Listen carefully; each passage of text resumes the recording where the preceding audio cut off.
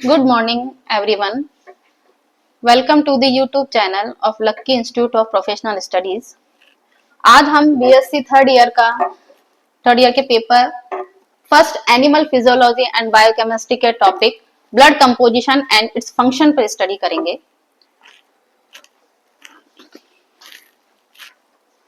Blood क्या है? What is blood? Blood एक ऐसा फ्लूइडिक कनेक्टिव टिश्यू है ह्यूमन बॉडी का या अदर एनिमल्स के अंदर, जिसमें नेसेसरी सब्सटेंसेस को और न्यूट्रिएंट्स, ऑक्सीजन को सेल तक पहुंचाता है और ट्रांसपोर्ट करता है। इसके अलावा कुछ waste product, metabolic waste product जो हमारी उपापचयी क्रियाओं के दौरान बनते हैं, उनको सेल से बाहर निकालने का, उनको कोशिकाओं से बाहर निकालने का काम करता है। प्रॉपर्टीज ब्लड की कुछ विशेषताएं: कलर, रक्त का रंग लाल होता है, ब्राइट कलर। जब ये धमनियों में प्रवाहित होता है तब ऑक्सीजन युक्त होता है, इसलिए उसका कलर ब्राइट रेड या चमकीला लाल दिखाई देता है।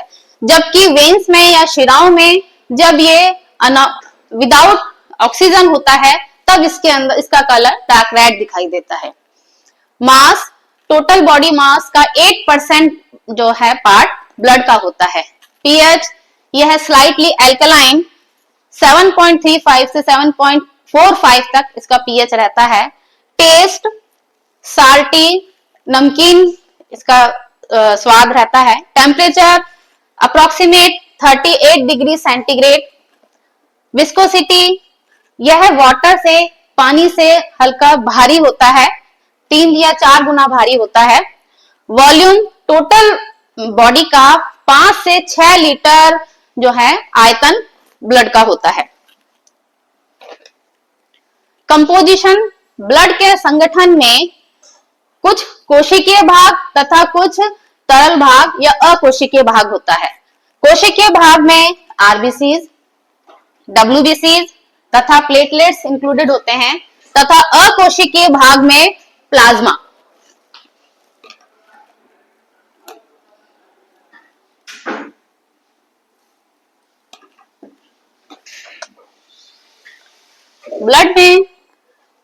ब्लड के plasma cellular element WBC, RBC, WBC and platelet जो कि पूरे ब्लड का 45% भाग बनाते हैं, तथा प्लाज्मा जो कि 55% भाग बनाता है। आरबीसी की बात करें, आरबीसी का स्ट्रक्चर बाइकॉन्केव सेल्स आकार का होता है, बाइकॉन्केव उभयावतल आकार का, जो कि नॉन न्यूक्लिएटेड कोशिकाएं होती हैं। इनको इरिथ्रोसाइट्स भी कहा जाता है और इनके बनने की प्रक्रिया इरिथ्रोपोइसिस कही जाती है। आरबीसी आयरन रिच प्रोटीन है, आयरन कंटेनिंग हीमोग्लोबिन स्ट्रक्चर इसके अंदर मौजूद होता है, जिसी के कारण से हमारा रक्त लाल दिखाई देता है। आरबीसी की कोशिकाएं बोन मैरो में प्रोड्यूस होती हैं, उत्पन्न होती हैं, और उनका मेन फंक्शन है ऑक्सीजन को ट्रांसपोर्ट करना, ऑक्सीजन का परिवहन करना डिफरेंट टिश्यूज में एंड डिफरेंट ऑर्गन्स के अंदर। आरबीसी की कुछ विशेषताएं, प्रॉपर्टीज: आकार, यह सर्कुलर बाइकॉन्केव नॉन न्यूक्लिएटेड कोशिकाएं होती हैं। इनका आकार diameter 7 to 8 micrometre plus thickness 2.5 micrometre. रंग लाल because of the hemoglobin pigment, respiratory pigment. Count, adult male में 5.4 मिलियन आरबीसीज पर माइक्रोलीटर तथा एडल्ट फीमेल में मेल से कुछ कम 4.8 मिलियन आरबीसीज पर माइक्रोलीटर उपस्थित होती हैं। इनका आयु काल, लाइफ स्पैन अप्रोक्सीमेट 120 डेज तक रहता है। आरबीसी का फंक्शन, आरबीसी का मेन मुख्य कार्य है ऑक्सीजन को ट्रांसपोर्ट करना, ऑक्सीजन को लंग्स से कोशिकाओं तक पहुंचाना, ठीक है, जिसके अंदर ऑक्सीजन तक पहुंचाने का कार्य हीमोग्लोबिन करता है, जो कि आरबीसी के अंदर उपस्थित होता है। लाल रक्त कणिकाएं या लाल रेड ब्लड सेल्स में कार्बोनिक एनहाइड्रेज एंजाइम उपस्थित होता है, जो कि कार्बन डाइऑक्साइड के ट्रांसपोर्टेशन में मदद करता है। यह एक एसिड बेस बफर की तरह भी कार्य करता है, जो कि हमारे ब्लड के अंदर, बॉडी के अंदर एसिड और बेस को बनाए रखता है, बैलेंस को बनाए रखता है। ब्लड ग्रुप डिटर्मिनेशन, आपका ब्लड ग्रुप ए है, बी है, ए बी है या ओ है, इसको डिटरमाइन करने का काम भी आरबीसी पर उपस्थित ही आरबीसी कोशिकाएं ही करती हैं। व्हाइट ब्लड सेल्स या जिन्हें ल्यूकोसाइट्स भी कहा जाता है, जो कि हमारे ब्लड का दूसरा कंपोनेंट्स हैं, ये कलरलेस ब्लड सेल्स होती हैं।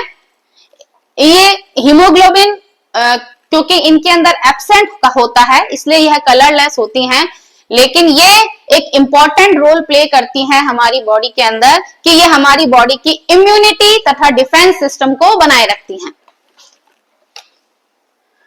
डब्ल्यूबीसी की कुछ विशेषताएं हैं, प्रॉपर्टीज। इनका आकार अमीबॉइड न्यूक्लियोइड शेप होता है, न्यूक्लियस युक्त कोशिकाएं होती हैं। इनका आकार 12 to 15 माइक्रोमीटर। इनका रंग कलरलेस होता है। ये ब्लड के अंदर 5000 to 10,000 डब्ल्यूबीसी पर माइक्रोलीटर प्रेजेंट होती हैं। इनका आयु काल लगभग 10 से 13 दिन तक रहता है। व्हाइट ब्लड सेल्स को भी डिफरेंट टाइप की व्हाइट ब्लड सेल्स हमारी बॉडी के अंदर प्रेजेंट होती हैं।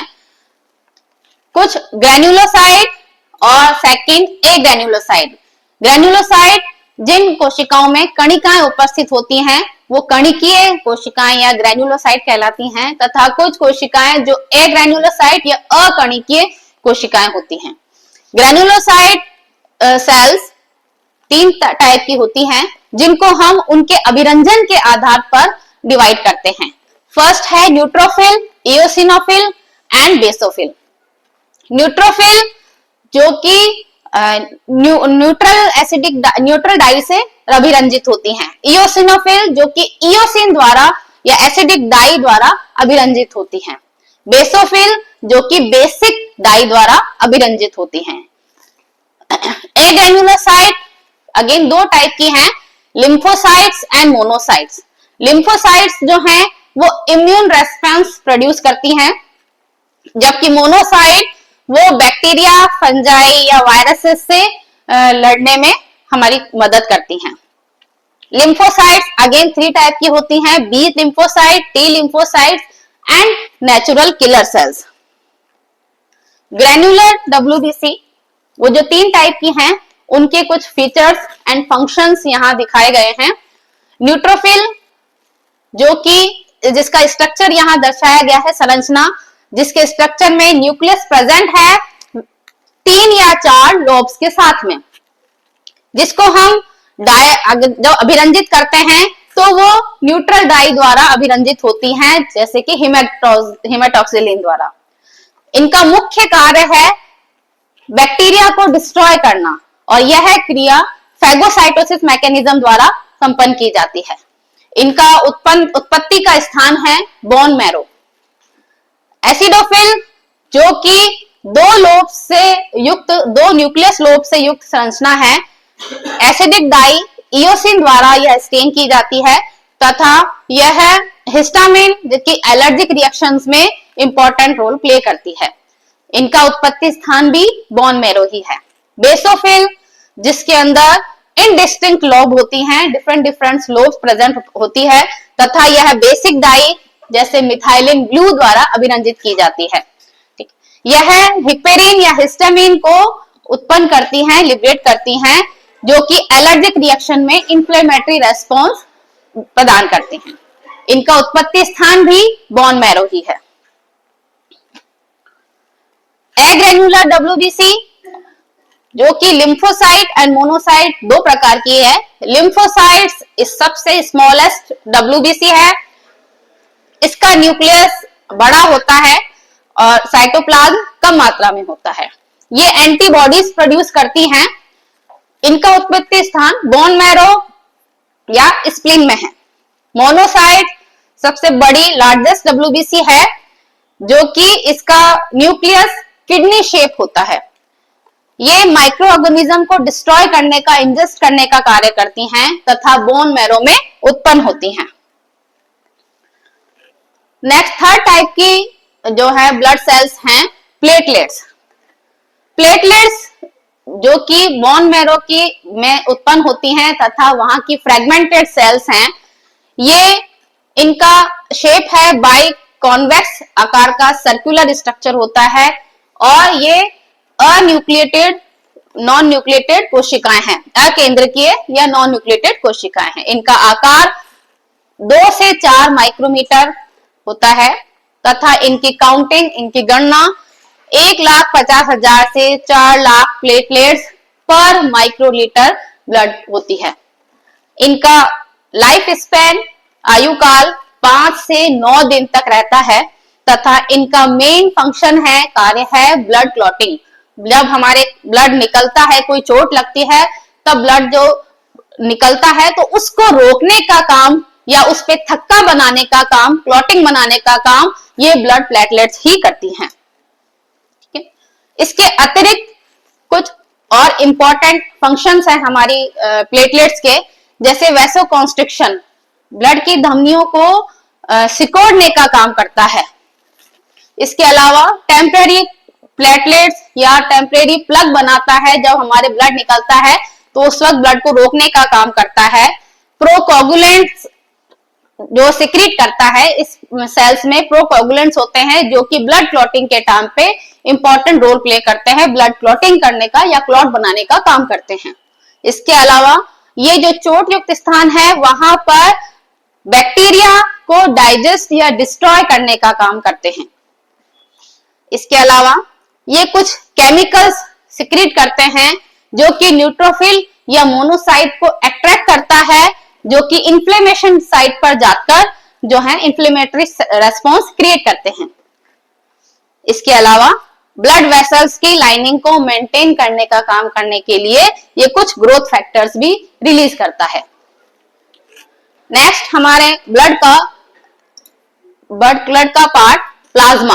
ठीक है, प्लाज्मा क्या है? येलो कलर का, पेल येलो कलर का लिक्विड कंपोनेंट होता है जो कि डिफरेंट ब्लड के सस्पेंशन, ब्लड के सेलुलर एलिमेंट को होल्ड करे रखता है। ब्लड के cellular element like WBC, RBC या प्लेटलेट, उनको रखने का काम करता है।